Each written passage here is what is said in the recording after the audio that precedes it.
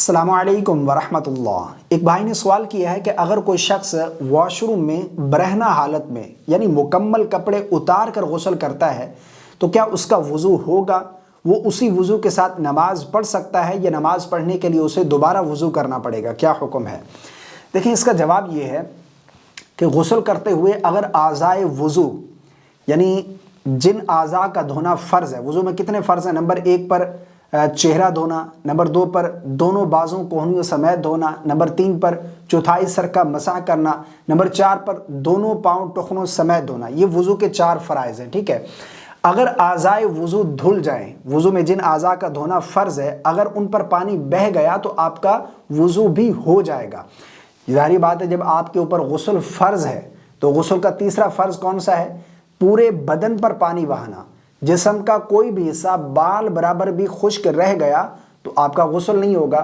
तो अगर आपके ऊपर गुस्ल फ़र्ज़ था, आपने गुस्ल किया तो आपका वज़ू भी हो जाएगा, ठीक है।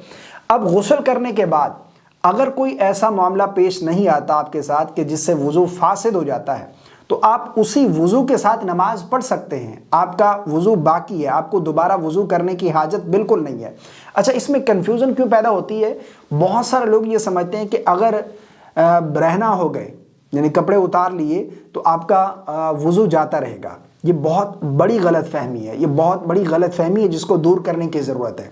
देखें, वज़ू फासिद करने वाली जितनी भी चीज़ें हैं उनमें ये चीज़ नहीं है कि अगर आप कपड़े बदलते हैं या आप बरहना हो गए, आपका सितर खुल गया तो आपका वज़ू जाता रहेगा, ऐसा बिल्कुल नहीं है। हाँ, दूसरों के सामने सितर का छुपाना ये फ़र्ज़ है।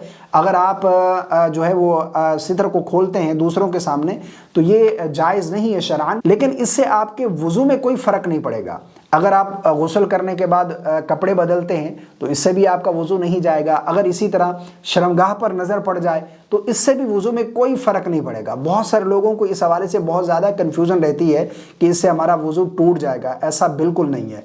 मुझे उम्मीद है आपको मेरी बात समझ आ गई होगी। अल्लाह ताला हम सबको शरई मसाइल जानने की तौफीक अता फ़रमाए।